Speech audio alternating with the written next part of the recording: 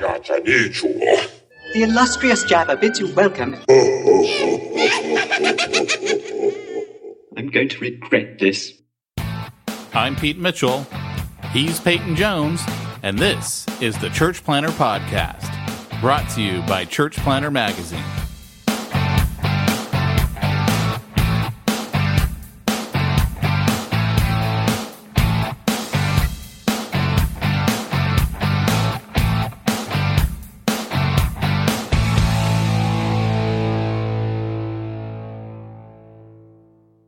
Hey, Church Planter, this is Pete Mitchell.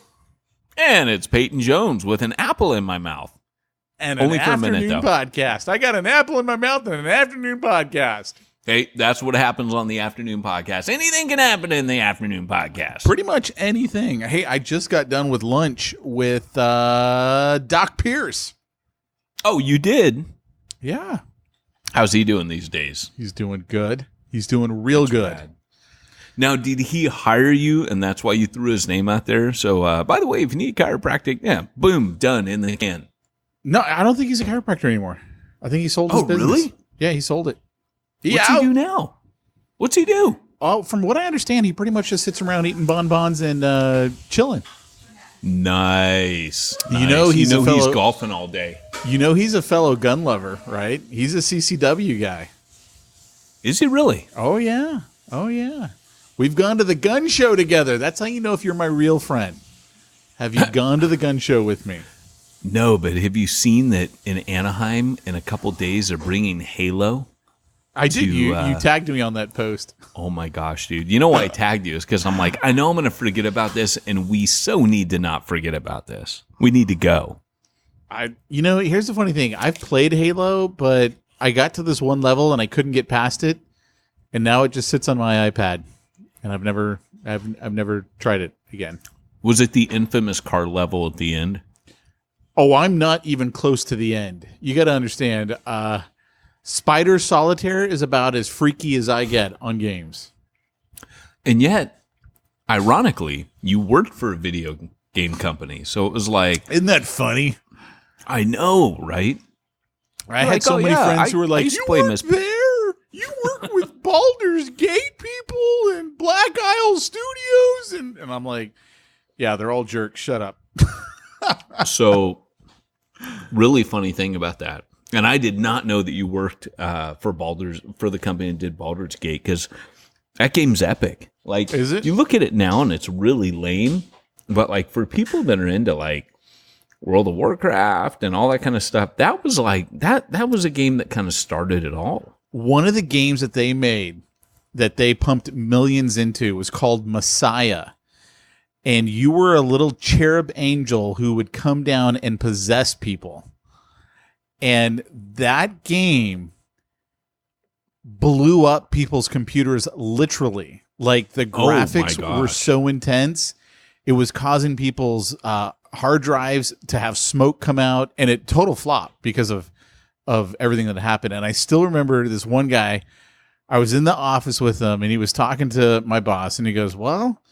Isn't there that part in the Bible about taking God's name in vain? And I'm thinking, You were so not a Christian, and even you know that was stupid. So yeah, man. Like you see the irony here, right? Like a cherub that comes down and possesses people and takes them over, and here's this game you put in, and it's like the energy comes in and possesses your computer and zaps it and blows it up. I mean, there is a certain amount of irony in that. I think it's funny that that's exactly where your mind went, because that thought had never crossed my mind before. Because that's actually kind of what happened. It was like, hey, you just lived it. Game over. Sucker. Thank you for your $49.95. That's right. Man, they must have gotten a huge, like, did they get a class action suit on that? Oh, gamers don't ever organize. Are you kidding? They couldn't do a class action lawsuit. That's like church planners. It'll never happen. I mean, I know that Paul planted in teams and all, and we see that in the New Testament, but yeah, we'll just do it on our own. Church Zero, cha-ching. So if you are new to our merry little band we like to call the Church Planter Podcast, you might be thinking to yourself, I thought this was going to be about church planting, and boy, were you wrong. Yeah, we have this thing called Smack Talk that lasts 30 minutes to just take your grubby little finger and scrub ahead if you don't like the smack. We just talk. I mean, and it's never planned. But although I did hang up on you earlier, I'm like, dude, save it for the smack. Bye. I know. What were we talking about? See, that's the problem. That's the problem. I don't remember. That's why it doesn't work that way. So, hey, I was going to ask you, you said that you thought there were some bad things to the keto diet. What did you think were bad about them? Oh, so if you're not careful with the keto, people report that they start getting heart palpitations, increased anxiety, and what seems to be almost like a mini heart attack or tachycardia. So you just got to be careful. I don't know why it does that, but it could be they were just watching It from Stephen King at the same time, and it could be that, Pete. It's an afternoon podcast. You know, you gotta roll with the dad jokes. So I was just curious because for our listeners, they know I got an addictive personality. Like, I admit it. I got an addictive personality. That's all there is to it. I was thinking about this the other day, and I was like, man, it's so good that I never tried weed, because I'd probably have like a bong wall with every bong you could imagine. Like, that's how addictive my personality is. You'd be living in Thailand at the beach. I mean, that's you wouldn't even be an American anymore. So I've been reading all these books, and like, one book led to another, and I wanted to read up on fasting and intermittent fasting and all that type of stuff. And that was actually the reason I was meeting with Doc Pierce, because I know he's into fasting and stuff, and I really wanted to get his thoughts on it. And dude, I read a couple of books this week that blew my mind when it comes to health.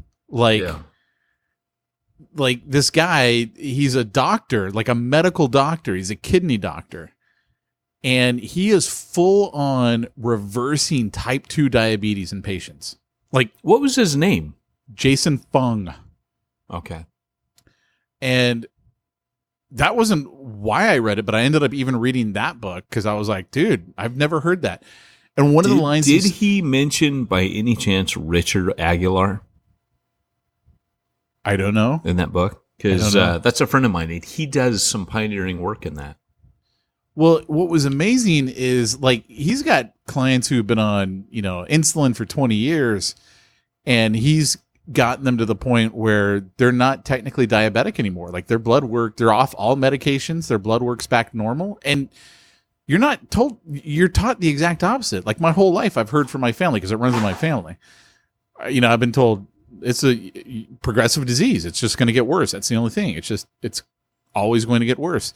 And one of the lines in his book that like stuck out to me is he goes, when the medical industry says there's no cure for diabetes, what they mean is there's no drug cure for diabetes. And they're correct. Mm-hmm. There isn't one. Yep.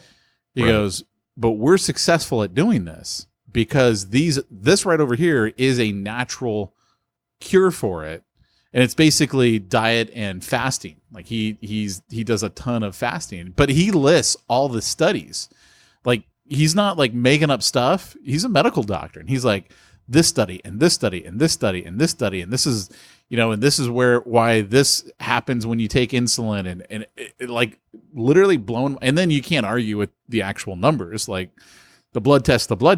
I mean, it's really easy to see if he's legit or not by just doing the blood test. It's fascinating. All this stuff is so fascinating to me. And that's what actually the reason why I remembered you had said that there are some problems with the keto diet. And I was like, he's a really big believer in the keto diet as part of that reversal, if you will. Yeah. And by the way, guys, if you're listening, you got type 2 diabetes, he says all over his books, you have to do it with your doctor. You don't just do what he's suggesting on your own, because your medicine is based on how you eat. And when you start I get all my health advice from the Church Planner podcast. I know, right? Dude, I'm going to be starting up another podcast. It's going to be health. Did I ever mention on this podcast, because I know I just mentioned on my other podcast, which is Ministry Ninja, which, I interviewed Mac Lake on health. Ironically. Did you? I thought we were going to do that. I'm feeling kind of dirty now. Like I've been two-timed by you. I forgot we said we were going to do that, but I interviewed him on that. But me and you need to do that as a topic here. Totally do. But here's the thing is that, and by the way, I interview all my guests on health. It's kind of, I have a problem. I can't stay faithful to one podcast guest. Tell me about your stool, Peyton. It's so funny because I actually know a lot about reading people's stools. I might as well be like reading the tea leaves or something, because when you study to be an RN, you learn a lot about Dookie. I'm just saying. You learn way too much. There's never... I better stop. Never. It changed me for life. I can't just go to the bathroom like normal people now and flush it. I have to examine it. Nice. It's not good. But anyways, and then the members of my household... our church planners listen to this podcast with their kids, and can you imagine the car ride on the way to school or church right now? And now they're like, all right, let me explain to you. There's no explanation. There really isn't. There's that the guy finally has just looked over at his wife in the car and been like, with that guilty look, and he just shuts the radio off. Right now, he's just like, okay, you were right. That's all he said. Just, okay, you were right. And we know what the rest of the conversation was. The final defeat has just occurred. There's nothing you can say about that. And he can't even look at her and say, but it was an afternoon podcast, because she won't understand. She won't understand that. Yeah. So, here's the thing. Going back to that, I had just talked to Mac about health, and I brought up on there that interesting little factoid about John Wesley. He actually wrote a medical textbook. He had irritable bowel syndrome, didn't he? Sorry, this is just going bad. It's going downhill. Are you making that up? Yeah, of course I'm making it up. Of all the things I would know about John Wesley, I'd know he's got irritable bowel syndrome. That's so rad. Because I was about to fall over. I was like, oh, did he now? But, so bad. This podcast starts out bad and it goes downhill fast. Anyway, what was amazing about him, though, is, he's looking at Paul and he's looking at all the things that Paul does. And I still maintain that Wesley is the closest thing that we've had to the Apostle Paul. Just in almost from his tenacity to his kind of like, hey, screw you attitude at times, to his, the way he has bust-ups of people, to some of his real hardline stances on that, but also his activity. And he wrote a medical textbook because obviously this guy is horseback riding like 100 miles a day through rain. I mean, like the old Postman commercial, neither hail nor sleet nor rain, and he's a circuit rider who inspires a whole generation of young men to become these circuit riders, these hardcore, like Pony Express riders that sleep out, in the open. And he would go to an inn or a tavern, and he would book a room and he would sleep on the floor. He's like, it's just better for me. I don't know how I can tell you that. I just know it's, and he'd write things like, it's good for the Constitution. But, to come to find out so much, like he would do that cold bath, not the hot bath. And he'd say, it's really good for me. So when you start studying like health gurus, they're saying, no, that's so good for you. And here's why. And, there's so many, now there's some really funny things in there that you definitely should never try, like slathering your body with oatmeal naked and dancing under the moonlight, which of course John Wesley never did. I totally made that up. But there are some really comical things if you read about his textbook, but he published it, and he absolutely published it because he believed the connection between health and mission. And he was like, look, if your body, like you just can't be a circuit rider if you're not in physical shape. Yeah. Like you just could not physically do it. So it's pretty rad. Well, that's my thing. Is you guys all know I am a highly addictive personality, so when I jump into stuff, I jump into it with both feet. So. But it's good because I actually think, unlike your past hobbies, which were going to cause everyone to either wear like, Star Wars underwear. So I'm sure there's a bunch of church planners running around in Star Wars and Marvel underwear. That was the first phase. Or like the second phase where it was everybody's going to go out and buy a charger and get in trouble with their wives because they're church planners. Or the last one where, they're going to all be concealed carry and shooting everything that moves.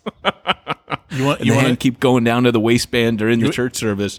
You want to know what's funny is I wear Star Wars underwear while driving in my Charger on my way to the range where I'm going to shoot my firearms. And now I do it with the ham sandwich. No, I'm just kidding. I was going to say, but now with a salad on your way to Whole Foods. That's true. I do Sprouts. Sprouts is closer. Oh, Sprouts is so good too. Oh man, I love that place, dude. It's literally like my mind is like, wow, I cannot believe what I didn't know and what was an absolute. Your health woke. In some ways, yeah. In some ways, I'm like, okay, that's like I already told you guys after I saw that documentary a couple of months ago. Like, I will never drink another soda, sugar or sugar-free ever again. Like, that'll never happen. After I saw that, and I was like, okay, now that where they put the holes in the brain? No. Oh. I don't Diet know what soda? you're talking about. I'm not sure I want to know. Dude, that was the other thing, too. Doc Pierce today, he goes, hey, do you have any fillings? And I'm like, yeah. And he goes, go YouTube this video. And I'm like, no. And he goes, why not? And I go, because I don't want to know, man. I don't want to know. I don't want to know what's in my tooth right now, seeping into my body. Yeah. You know what the sucky thing was about? Hey, I just got an Apple Watch. I have no clue how to use this thing, but it just told me to breathe. Hey, I got news for you, Mr. Apple Watch. We're talking about health right now. You're like, I'd be dead. I'd be dead. Like it told me, live a better day by taking a minute to breathe. Okay. Do you want to know some really good advice with your Apple Watch? Because I have one. Do you want to know? I do. I don't know if our podcast list. No. Don't want to unstrap it right now. Hold it in front of you. Just but off your wrist. I know you didn't unstrap it. Unstrap it. Okay. Here it comes. All right, there we go. All right, I heard it. All right. Now stretch it out with your hand and throw it against the wall. The biggest waste of money ever. The biggest waste of money I ever spent was on my Apple Watch. I'll never do it again. Yeah, I'll never do it again. Like, so what is this thing for? I don't get. It started to tell me how to use itself when I first got it, and then all of a sudden it interrupts itself to go. Well, I don't know. Touch me right here. Oh, turn this knob. Afternoon podcast. I am a YouTube listener. We will get to the goodness. I'm not YouTube responsible listener. for him. What are we on YouTube now? Oh, was it YouTube? That's what you said. You said YouTube listener. I must have been thinking about my YouTube channel, Ministry Ninja. Jeez, could you plug one more thing? And it's not a book, so I don't have to say cha-ching. Oh, my gosh. Well, that was a Freudian slip. But anyways, yeah, so... but it interrupted itself to tell me, like, hey, done linking or syncing with your iTunes or whatever it was. And I'm like, I need to know how to use you. So I'm wandering around now, lost. Like, I got this mini computer that I dreamt about all my life when I was a kid. I used to watch this show, and you obviously did not watch this because you're younger than me, but also you're Baptist. So you weren't allowed to watch these kind of shows, but was. And Fuzzy Wuzzy was a Baptist, but is no more. But there was a show called The Great Space Coaster. Did you ever see that? Sure. Oh my gosh, dude! Remember the guy had the watch? No, but he had to open it up and it go zzz, and like all of a sudden, like the camera would zoom into this like digital thing that was going nuts. And then you would watch some video, and I remember as a kid thinking, "Whoa!" But my watch still can't do that. Still can't do that. I know it too bad. Can show me my calendar. Oh, what day is it? It can show me the time. Oh, it's time to breathe. Breathe. What time is it? You need to breathe. I need to breathe. Don't quit breathing. I can read my email title. Oh, stand up. Time to stand. Stand up. Time to stand. Well, I haven't been wearing it for a few days, so every day when I pick it up, it goes, "Hey, we need to talk." Does it really? Yeah. It's like, "Hey, you didn't move at all yesterday. A little concerned about you." So Nice. it doesn't say it like that, but that's what it means. It goes, "Peyton, yesterday was not a good day for you." Like it gives me these little lectures. It says things like, "I know you can do better today." You know, your watch is looking down its nose through its bifocals at you when you don't move enough. I know. And I told myself forever, I'm like, I'm not getting one because, but now this is how she got me. She goes, "Oh, so when you jog, you don't need to have your phone on you anymore." And I'm like, "Oh, that's rad," because I'm always carrying my phone, and I got the big one this time, the big phone. Yeah, like the me iPad too. Mini phone. I wish I hadn't gotten that one. The I know, Max, right? It's Yeah. so big and heavy. The thing is it's a brick. I know, and my thumb isn't that long. I mean, I'm a short dude, and it's like my thumb is like trying to stretch across the screen. And I'm always lost on it. Like, I can't text in the car anymore. I mean, what was Apple thinking? Just teasing. Hate mail goes to pete@churchplannermag.com. Because we all know where that goes. I'm only teasing. But honestly, I'm like an old person now. I use this fangled thing. So, anyways. Yeah, what were we talking about? So I did go to Comic-Con. Oh, yeah. Tell me about that. Oh my gosh, dude. Like, it was just like, it was Nerd Christmas. That's what they call it. Nerd Christmas. Like, you go there and, you know what I bought? And I'm in the line at Lego, right? I bought a Lego. And I'm in the line and my wife is behind me and she comes up, she sees me looking at Voltron Lego. Now, I got to tell you about Voltron Lego. Now, keep in mind, I wrote Church Zero, cha-ching, right, which is about team church playing, so it involves like the FIST model or APES, whatever you want to call it. And what happens is, I'm looking at this thing and I'm thinking, I got to have this. Like, I have a Voltron toy as a tribute to Church Zero, cha-ching, in my office. And by the way, if you're new, we have a rule that if I say my book title, I have to say cha-ching. I don't know why. We've been doing this 7 years. I can't remember. But anyways, but I'm looking at this thing and this guy next to me is like, dude, he's like Zach the Lego maniac, apparently. He's like built every Lego under the sun. He goes, "I get all these Legos." Because you'd only meet that guy at Comic-Con, right? Right. And he goes, "That's the best Lego I've ever built. Not because it's Voltron, but because it was just a good build, dude." I'm like, oh, really? And I'm thinking, this guy's crazy.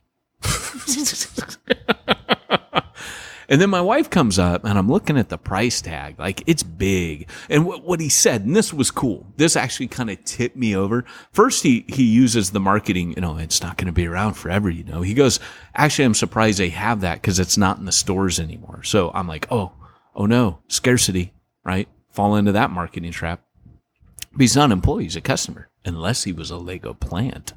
But then he says, but it actually does what Voltron does. So, like, no joke, the lions are self-contained and they fold up exactly like the show. And then they slot in exactly like the show. Like, I could make a YouTube video on Ministry Ninja, my YouTube channel, and I could literally put those things, socket them in, and reenact the whole Volt. Dun dun dun dun dun dun dun dun dun dun dun dun dun dun dun dun. That's the song. And Voltron, cling, and so I'm looking at the price tag, and it's expensive. And I'm weighing all these things. I'm thinking, nah. And I said to Andrea, I want to get this, but it's kind of too much money. And the same alien that was inhabiting my wife, who said, "Get a bigger TV." No, don't you want the bigger one than that? Like, that same alien was in my wife's brain at that particular moment, and it had the floor, and it said, "You should get it." So I did. That was it. That was the story. Oh, okay. So I own Lego Voltron, and it's pretty cool, and I just wanted to talk about that. I kind of want to get the Death Star Lego because of Spider-Man. Like every time Luke and I are at the Lego store, he's like, "Yeah, we should get that." And I'm like, dude, that thing's like, I don't know, it's only $350. Dude, right that's crazy. Only $350, Pete. That's crazy town. And right now, Luke makes me put it all together, and I'm like, dude, that's just like, that looks like work to me. It doesn't even look fun. It just looks like work. But the Millennium Falcon is $800. How? But you can get a different version of the Millennium Falcon that I actually think is cooler for $200. Or you just keep getting like the little 200-piece sets and be like, here you go, kid. Be happy with this. Well, this is the thing. It's like getting a tattoo, right? Or buying a charger. You got to have more than one. Or I have more than one. They make a lot of those little 200-piece sets. I'm telling you, it's kind of like once you get one of the big ones, you kind of go, I want the other. It's weird. Like you start, it's like you passed over to the dark side, and you got to have the other ones. So I found myself Googling the Death Star. I found myself Googling the Millennium Falcon. And then I went to the Piece de Resistance, Jabba's sail barge. And I want it so bad. And, okay, I got to stop. In other words, Church Planter, we'd like to ask you to pick up Reaching the Unreached by Peyton Jones. Maybe Church Zero. Let's support Peyton in getting these Legos. I need that royalty check now. Because right now, I think they're asking you for money every time they're supposed to issue a royalty check. They're all like, "Excuse me, sir, can you please pay us? We had to do some returns." Yeah, you need to do better, Mr. Jones. Come on now. Yeah, each time they send you a royalty check, it comes with a tip. We didn't know we could write a check this small. Here you go, man. I still can't give any public details, but I signed that next contract. They haven't signed it then. That's what you're telling me, right? That's what I'm telling you. They're just thinking about it. Why would they do that? Why are people so rude like that? You send me an agreement. I'm signing it. Here, you need to sign it and pay me my money. Yeah. No kidding, right? Pay me my money. I need that Lego. So we should probably get into today's topic. What is our topic today? Probably should. I don't remember. All I can think about is Jabba's sail barge. All right. So here's the, and by the way, there's two. So if any millionaire church planner out there's like, I'm going to totally buy that for Peyton. It's the old one. The new one's only like $185. The old one's $400, and it's really rad. So anyways, our topic today. Do I need to play Doc? Oh, yeah. All right. Here we go. Great Scott! It's time for this week's topic. Let's get down to the nitty-gritty. Okay, so the topic today is how you can incorporate building Legos into discipleship and attract a new clientele of disciple. And you can use Jabba's sail barge for that. No, sorry. Our actual topic today. It's now a ministry expense. Voltron. You know, Voltron, I could use that when I teach my course on Church Zero. Cha-ching. Never thought about that. Well, you could actually technically write it off if you used it in your trade show booth, because that's now decoration and actually it's advertising.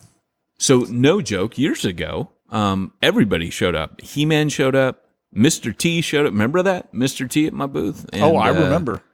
Yeah. And I still have him. He's pretty cool. Anyways, so our topic today is the little goals in church planning. Where this came from was there is a new breeder. I have to double check. I asked him, do you want to stay anonymous or do you want to be, do you want to shout out? And he said, dude, make me podcast famous. Did he say that? He did.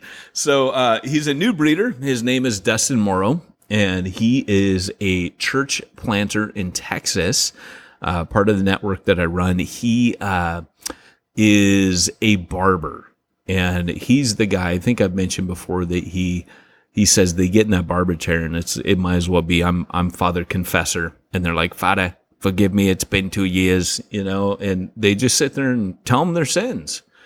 And he'll often, but when the haircut's done, he'll be like, hey, well, if you want to talk more, I'll be at the Cigar Lounge on Friday night. And he's just super highly missional. And so he's doing that. But he had a question. He was like, hey, look, because he's a barber and he does really well, but he's a doer. He's an achiever. He likes to do stuff. So sitting idle is not his thing. So the other day we were talking and he goes, hey, man, here's the thing that I struggle with.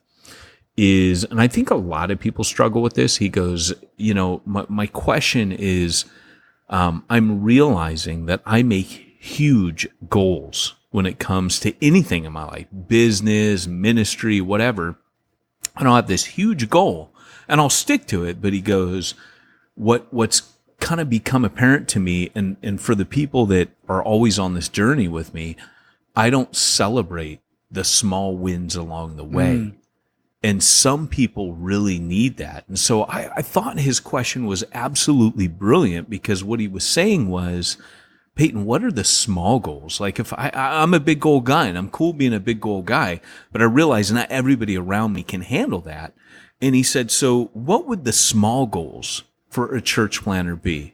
And how would I celebrate those? And I said, I don't know, but I'm going to say that on the podcast. No, I'm teasing. I told him when he hit me with the question, I was like, dude, that's brilliant.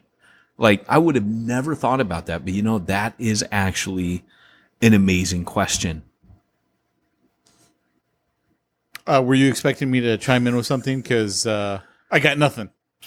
A little anecdote, a time when you were 4, and no, I'm teasing. But yes, Peyton, that's a great question. I think we should actually kind of dive into that and talk about that on this particular episode.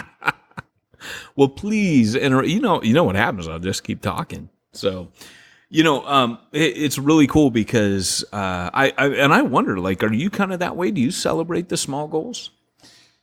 No, I actually was thinking, wow, man, I don't know if I'll be able to contribute on this topic, because I don't think I'm good at the whole goal setting thing. Yeah, I'm a guy who focuses on activity. But I think you more focus on the end result, right?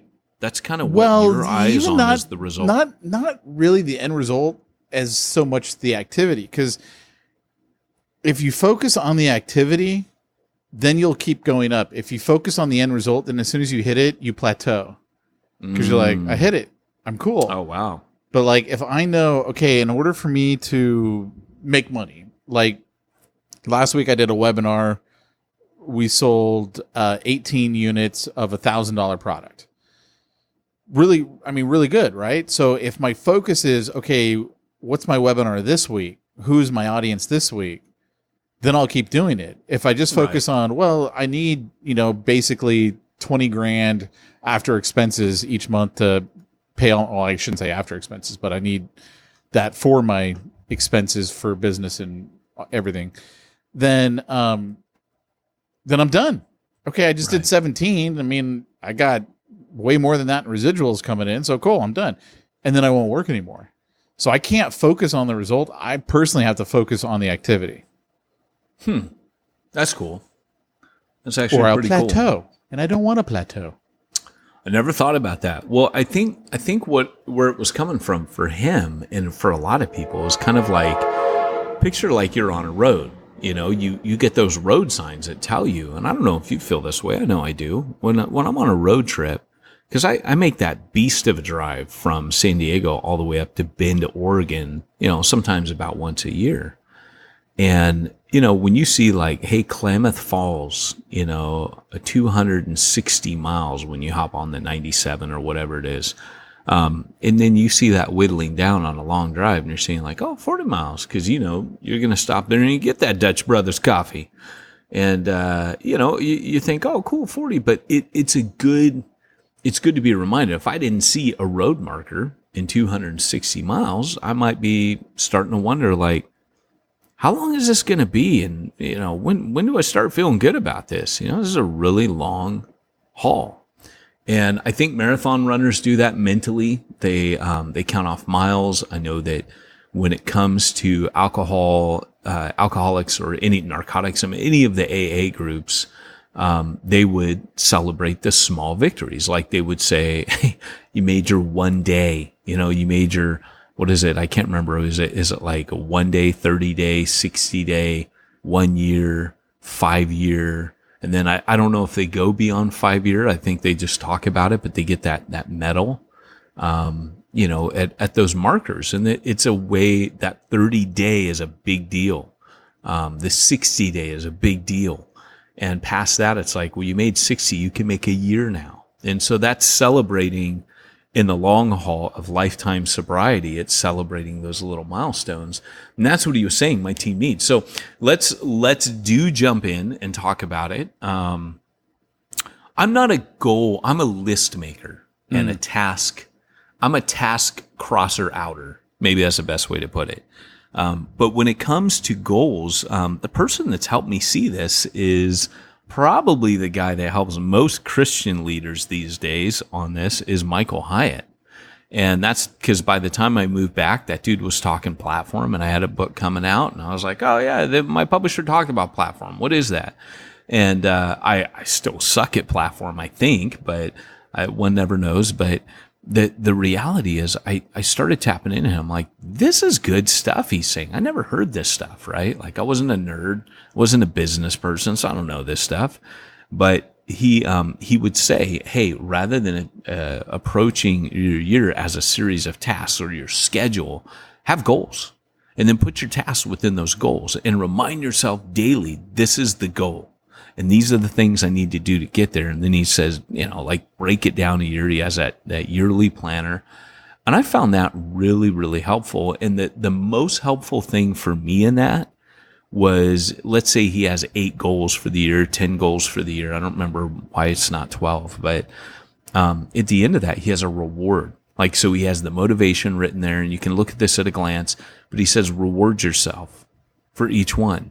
So when I'm sure some of you nerds out there are like, dude, you didn't talk about Comic-Con. Well, let me just say, I bought a couple things for myself because I had reached one of my goals. And one of those goals was finally finishing, and Pete's going to make fun of me here, but finishing jump school core team training, which jump school was always meant to be a core team training. Always.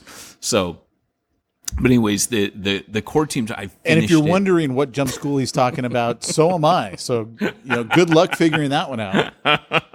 So anyways, I finished that.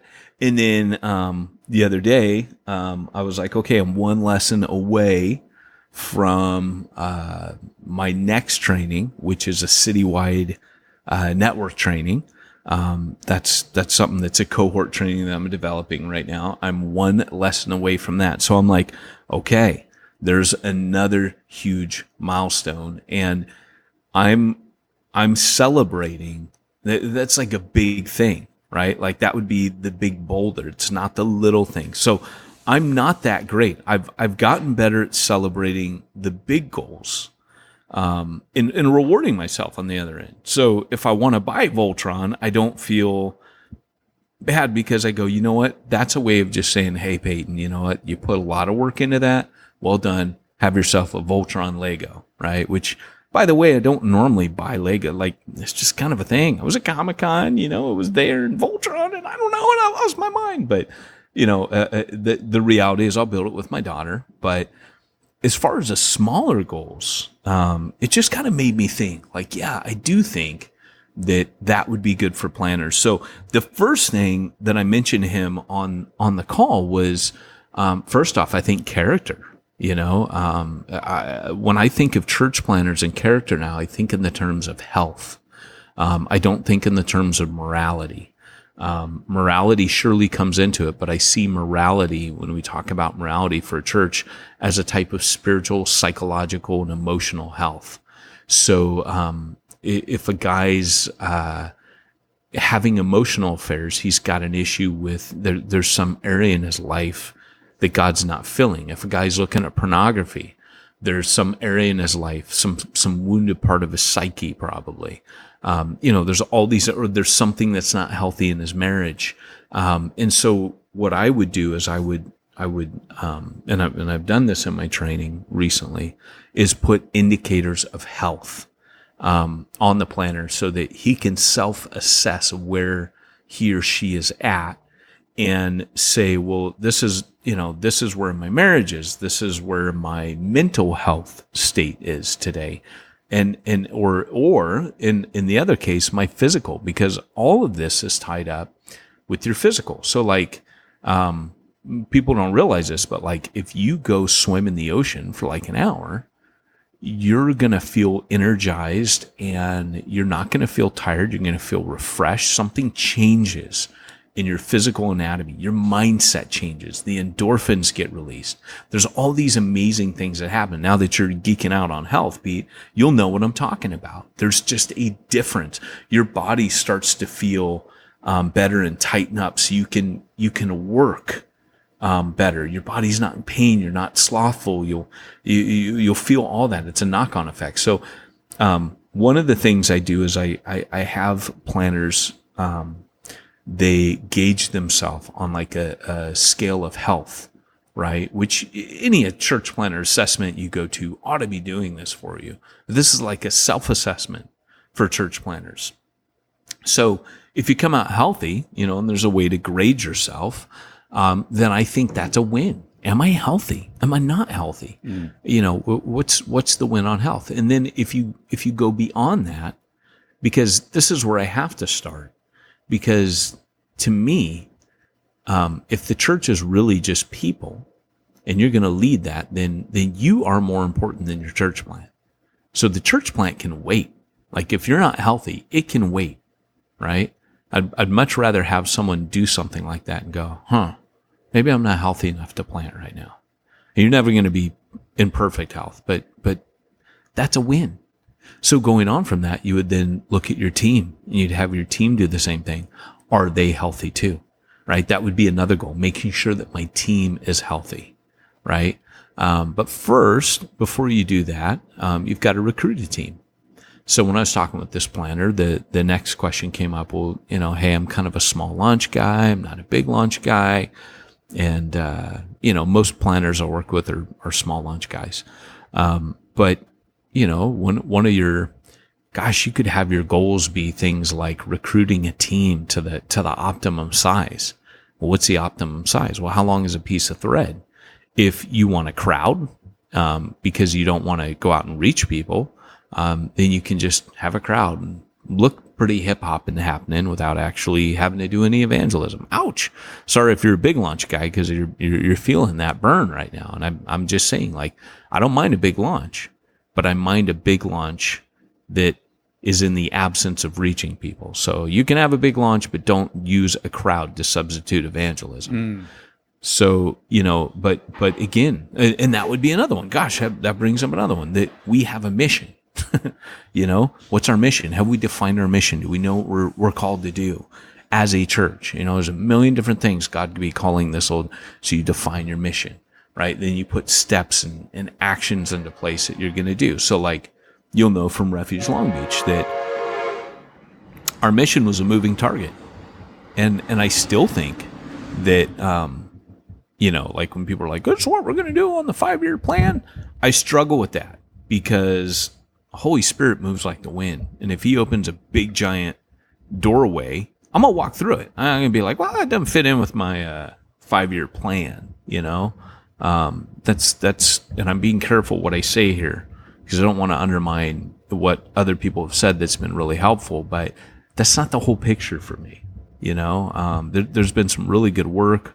Like I would say Mancini does the vision frame, but, and that's a helpful tool, but I would say and that would be a great thing to celebrate. We did our vision frame, Mancini in his book, Church Unique. It's a really helpful tool, but at the same time, the Holy Spirit might throw a total wrench in the gear of my stinking vision frame, and I'm cool with that. But my point is that would be a great metric to use and to look at and say, hey, yeah, no, I celebrate that because we've just defined our values, right? Now we have our and how well are we communicating our values? How well does the average person in our church embody these? Like, these are all things that you could be goals for you, right? There's the obvious, and I was going to say as well that when it comes to the moving target, my point is, don't get hung up on that, because what I'm saying is, even if your mission and all of that is a moving target, the win would be that you're doing it, that you're going on that mission and you're employing the strategies you need to employ to accomplish that mission, right? So those are all wins to me, right? So, the obvious one is things like we're going to launch on such and such date. Well, cool. Like, put that in stone. And as you approach it, the fact that I've trained my core team, that's a goal. Have you trained them? Do they understand what goals? Break them down. What are the wins? They understand and can articulate the gospel. That'd be a great goal. They understand, can articulate, and are committed to regularly sharing the gospel. Boom. Rad goal, right? They will, you could even have like a secret goal. Like, one of the things I do in the jump school core team training is I don't tell them you're doing this, but write things down during the time you're together. And when you're writing things down, like, don't tell them, it's like your little black book on them. You're writing down what they're saying, what they're sharing, so you know how to pray for them. And you can bring this up when you're discipling. You could bring some of these things up. Hey, remember you said this. You don't tell them, pull out your little book and go, hey, you said. That'll creep people out. But just take notes when you're together with your core team. You're going to write down what their spiritual gifts are. Discovering people's spiritual gifts, that's a total win, right? Because when you know their spiritual, so these are some of the things that you could do right on your way to planting a church, the big goal of actually starting that church. There's a bunch of little goals that you could have all the way up to that. Interesting. That's all I got to contribute to this. Remarkable. Was I talking about that on our podcast recently? No. What is that from? It's the best. Like, I could watch that thing a million times. It's the best episode of The Little Rascals ever. I have to send you this link. It's the one where Spanky McFarlane, he must be like 4 or 5 years old himself, and they leave him in charge of the babies, and he has to babysit. Have you seen this one? No. And they all go fishing, all the big brothers, and they leave him with all the little brothers and sisters. And so every time he turns around, like, one's riding on the dishwasher, the other one's climbing up the stairs, and at the top of the stairs going, hello. And then he's like running up there, and he could barely carry him. It's totally dangerous. Like, Child Protective Services would be called on this program nowadays. But they were also quite racist on that show at times. So, you look at all those things, you're like, okay. But, oh my gosh, it's funny, that one. Because what he ends up doing is he ends up sticking them in bird cages, and he ends up gluing their butt to the floor. And it's all this terrible stuff. But there's this one kid that keeps to everything, goes, remarkable. Remarkable. All throughout, whatever Spanky's saying, remarkable. And then finally he looks at the kid and goes, shut up. So, anyways, I'll send this to you. It's funny as heck. I would love to have that. I would love to have that soundbite. Remarkable. Be great. When I'm going off on a rant, the guys are like, shut up. That's the one I want.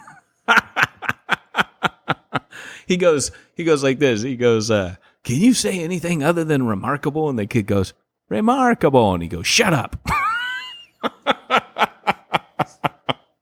That's the clip we need right there. But this podcast just continues to amaze and inspire. Indeed. And plug my books. Let's be real. Ministry Ninja YouTube channel. Just saying. So anyways, so the bottom line though is that, all these things, things like that you disciple people, that you've discipled X amount of people, and your next goal would be that each one of them would disciple a person. These are all the kinds of goals. You could have fundraising goals, like, hey, I'm going to talk to this many churches I'm going to talk to 20, and one's going to commit to sponsoring my church plant. And by the way, I've never done this. I've never had a church sponsor a church plant. So if you're like, what do you mean you never had a church sponsor a church plant? I've never gone and asked a pastor, will you give me money every month to plant a church? I've never done that. Yeah, but Refuge Long Beach, they did. No, Refuge Long Beach. Yeah. No, Refuge Long Beach did. Yeah, but no, but I mean, Refuge Long Beach was funded by Refuge Huntington Beach. No, not a penny. Not any of your salary? Nope, never. Are you serious? Wait. No, that's wrong. That's wrong, actually. You're right. I thought so. You know, you're right. No, I totally forgot. No, you know what? So give them credit. Give them credit. No, you're right. No, they actually did. They paid me. I got like 3-year rights out of you. Where's the recorder? So they actually 3 times, 1 year, they did pay me for 1 year. Yeah, you're right. There you go. On our own. Yeah, you're right. I never thought about that. Well done. I mean, wasn't very much. Just joking. Could you imagine? I'm just teasing. I'm sending this to Bill.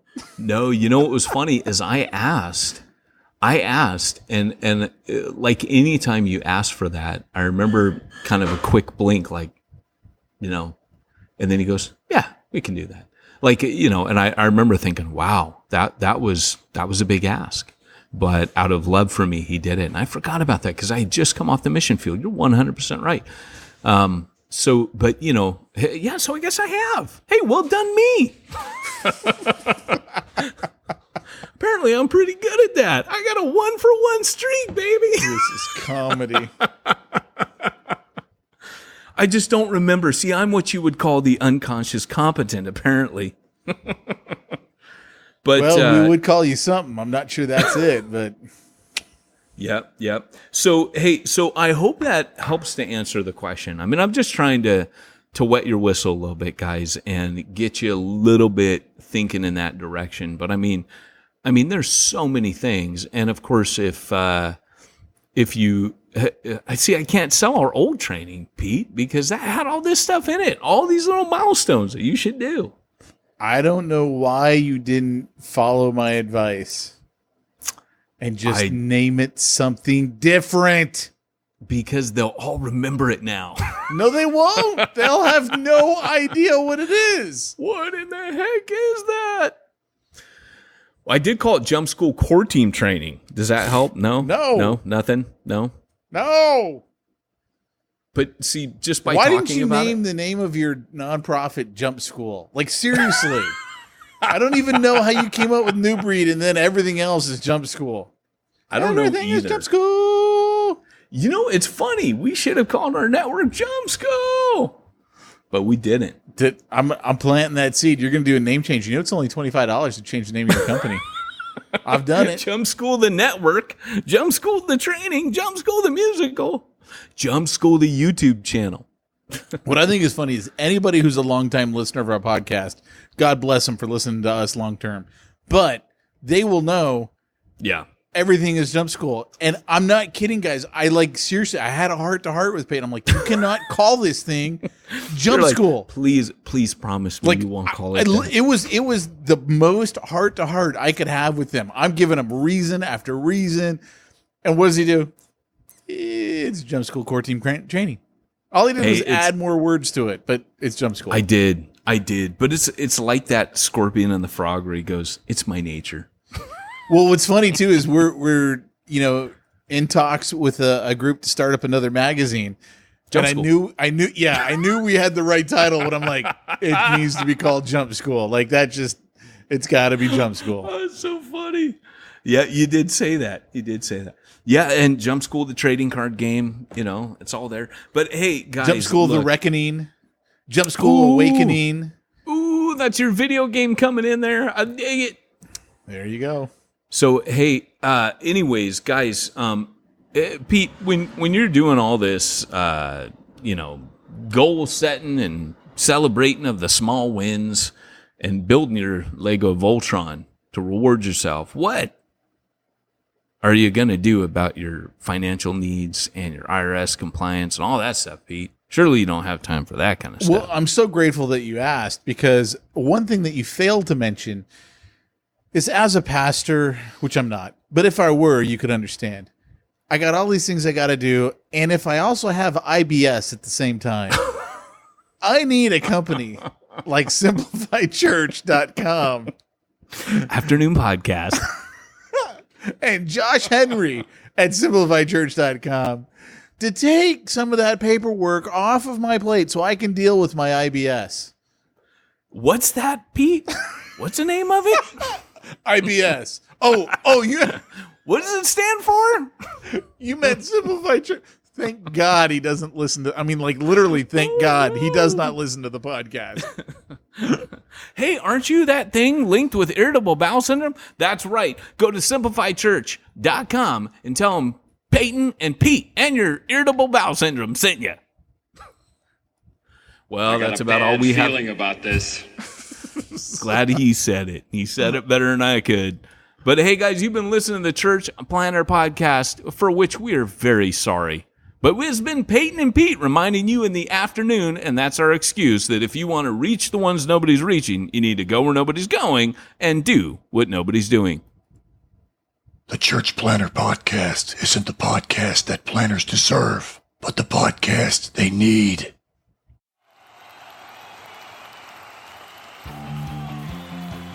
Thanks for joining us for another weekly episode of the Church Planner Podcast with Pete Mitchell and Peyton Jones.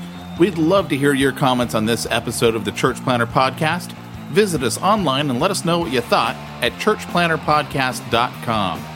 If you subscribe to us via iTunes and have enjoyed the podcast, leave us a positive review. The more positive reviews we receive in iTunes, the more iTunes will promote us to other church planners who would benefit from this show. This podcast is brought to you by the Church Planner Magazine, which is available in the iTunes newsstand or online via churchplannermagazine.com.